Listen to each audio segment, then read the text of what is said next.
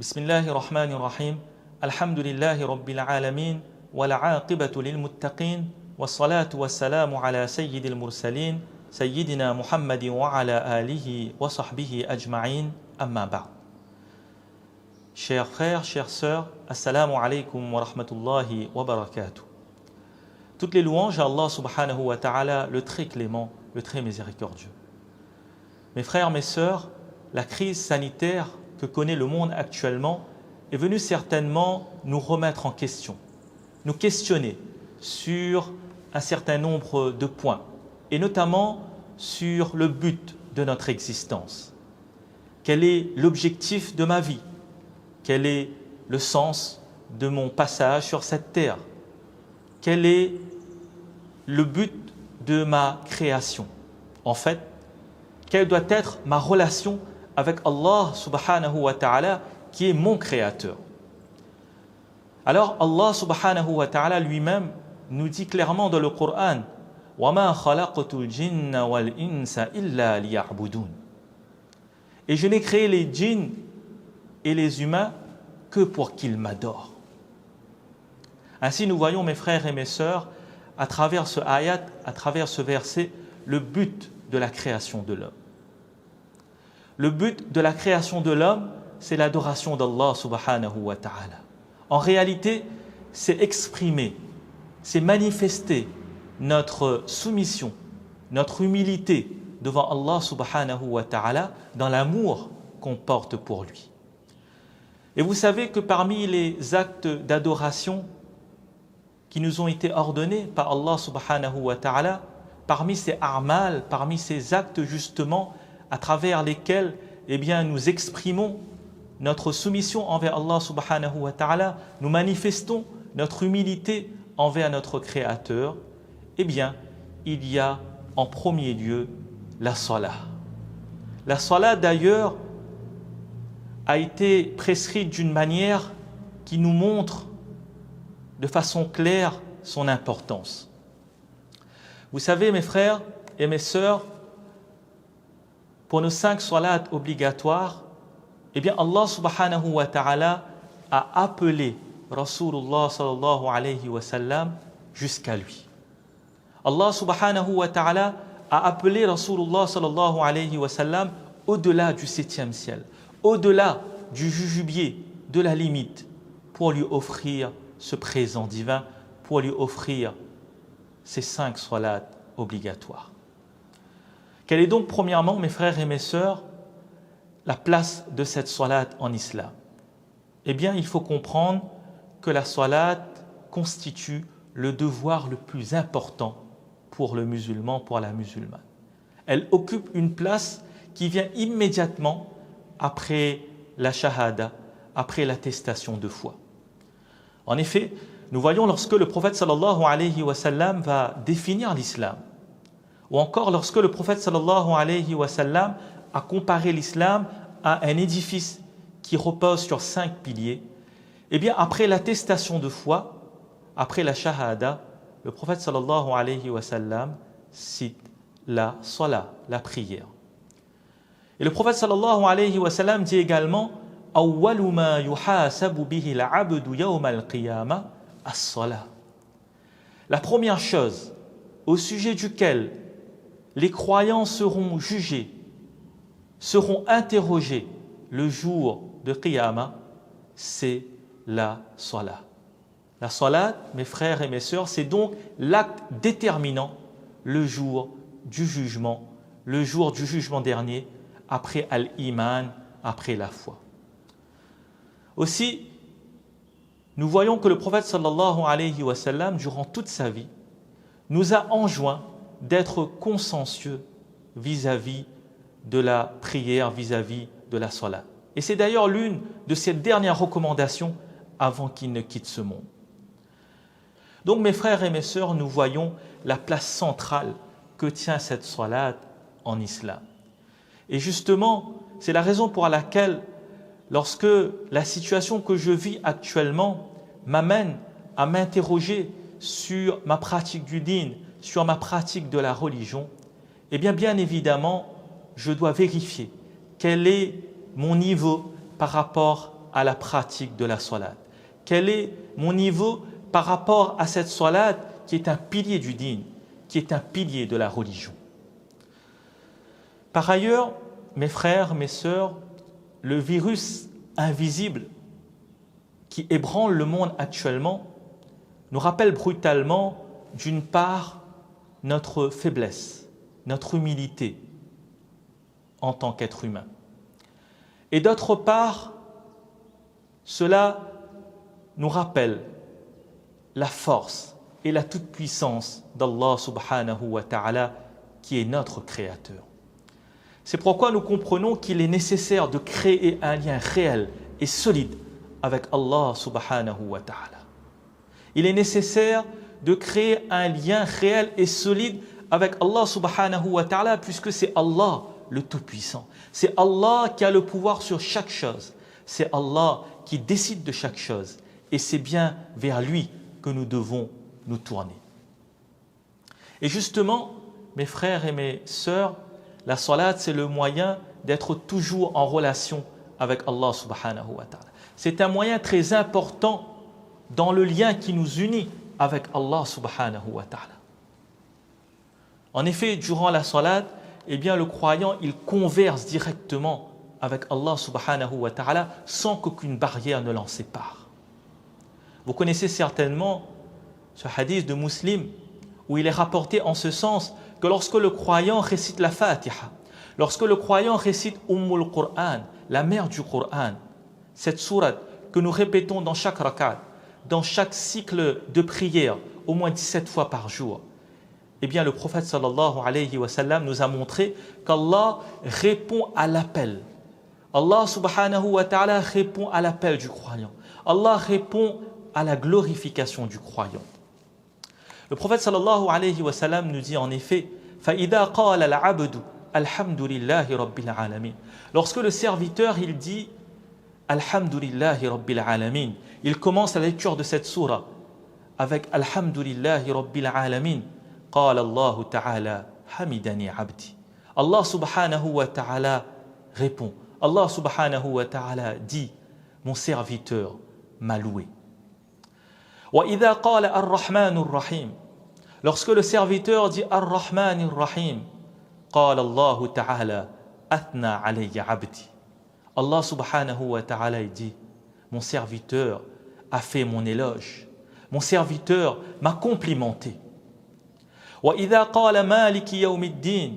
Lorsque le serviteur il continue et il dit مالك يوم الدين قال مجدني عبدي.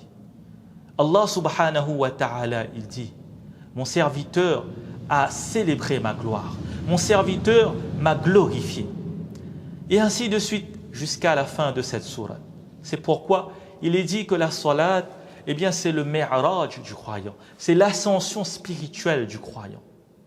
Allah subhanahu wa ta'ala, mes frères et mes sœurs, a fixé ces 5 salats quotidiennes pour que chacun de nous, il puisse rester en permanence en contact avec Allah subhanahu wa ta'ala. Mes frères, mes sœurs, la salat, c'est le moyen de se rappeler d'Allah. La salat, c'est le moyen de demander à Allah subhanahu wa ta'ala.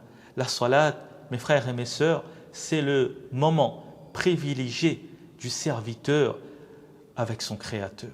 C'est le lien privilégié du serviteur envers son Créateur. De plus, mes frères et mes sœurs, la pandémie qui nous touche actuellement nous rappelle que la vie est une épreuve, que notre vie sur cette terre n'est qu'une étape et que je dois vivre cette vie, éphémère qu'Allah subhanahu wa ta'ala m'a donnée dans la soumission à Allah subhanahu wa ta'ala, dans une soumission sincère envers mon Rabb, envers mon Seigneur, envers mon Créateur. Et justement, la salat nous apprend à vivre une vie d'obéissance envers Allah subhanahu wa ta'ala. En effet, pour accomplir la salat, eh bien, on se tourne vers la qibla. Cela signifie qu'on se détourne de toute autre direction en dehors de la maison d'Allah subhanahu wa ta'ala. Et notre cœur aussi se tourne vers Allah subhanahu wa ta'ala. On commence la salat, on sent alors qu'Allah subhanahu wa ta'ala est le plus grand. Allah subhanahu wa ta'ala est plus grand que toutes les forces. Allah subhanahu wa ta'ala est plus grand que tous les êtres. Nous nous tenons debout devant Allah subhanahu wa ta'ala avec humilité, avec recueillement, avec respect. Nous lisons le Coran, nous lisons la parole d'Allah subhanahu wa ta'ala et nous avons conscience de cette présence divine. Ensuite, nous allons faire le ruku, la génuflexion. Nous allons nous courber à moitié devant Allah subhanahu wa ta'ala et nous allons faire les louanges d'Allah. Notre âme alors s'élève. Ensuite, on revient dans une position debout dans le qawma. Mais c'est comme si j'ai besoin de me courber entièrement devant Allah subhanahu wa ta'ala. Allah subhanahu wa ta'ala me demande de me prosterner, de faire le sajda. Alors, je vais me prosterner devant Allah subhanahu wa ta'ala, poser mon front sur le sol en faisant les louanges d'Allah. Et notre âme s'élève alors encore plus. On prend une position d'extrême humilité, une position de totale dépendance envers Allah subhanahu wa ta'ala. Mais notre âme s'élève encore plus. C'est-à-dire que plus on s'approche du sol physiquement, plus on s'élève auprès d'Allah spirituellement. Le prophète sallallahu alayhi wa sallam a dit « Aqrabu ma yakunu al-'abdu min rabbihi wa huwa sajid » Le prophète sallallahu alayhi wa sallam a dit en ce sens que la posture, la position dans laquelle le serviteur se trouve le plus proche d'Allah subhanahu wa ta'ala, c'est la prosternation. C'est lorsqu'il se trouve dans la prosternation devant Allah subhanahu wa ta'ala.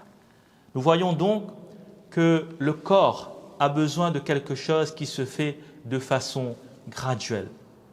Que le corps a besoin de quelque chose qui se fait de façon évolutive pour s'habituer. Et ainsi, par les paroles, par les gestes et les positions que l'on adopte dans cette salat, eh bien, nous montrons notre totale soumission envers Allah subhanahu wa ta'ala.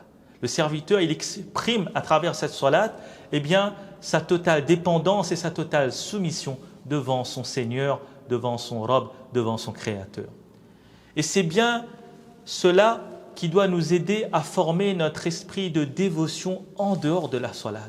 C'est-à-dire que dans notre vie de tous les jours, eh bien, de la même façon, nous ne devons rien faire qui soit en contradiction avec la volonté d'Allah subhanahu wa ta'ala. Et cette salat devient alors une protection. Une protection comme Allah subhanahu wa ta'ala nous dit dans le Coran. Inna as-salata tanha 'anil fahsha'i wal munkar.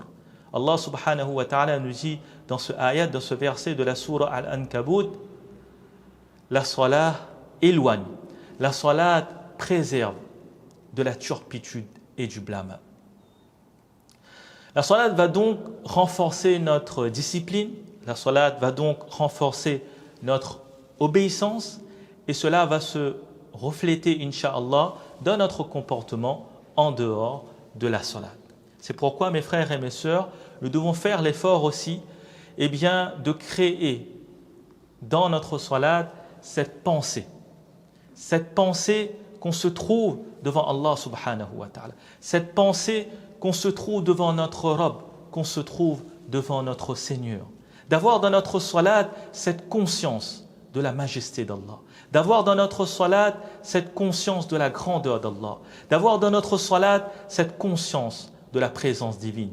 Comme nous dit Rasulullah sallallahu alayhi wa sallam dans ce hadith, An ta'budallaha ka'annaka tara, fa in lam takun tara, fa innahu yarak. D'adorer Allah comme si tu le voyais, d'adorer Allah comme si tu le voyais, car si toi tu ne le vois pas, lui il te voit. Car si toi tu ne le vois pas, lui il te voit. Enfin, mes frères et mes sœurs, la situation délicate que nous traversons actuellement nous exige à faire preuve de calme. Nous devons placer notre confiance en Allah subhanahu wa ta'ala. Alors là aussi, justement, dans la salat, lorsque nous nous tenons debout devant Allah, lorsque nous nous tenons face à Allah, en tournant vers lui notre cœur avec humilité et recueillement, lorsque nous allons nous courber devant Allah, lorsque nous allons nous prosterner devant Allah, lorsque nous allons prononcer les paroles que le prophète sallallahu alayhi wa sallam nous a enseignées à travers cette salat, eh bien nous allons trouver, incha'Allah, la paix. Nous allons trouver, incha'Allah, la sérénité à travers cette salat. En effet, Allah subhanahu wa ta'ala nous a bien dit dans le Coran, Ya ayyuhalladhina amanu ista'inu bis-sabri was-salah inna Allaha ma'as-sabirin.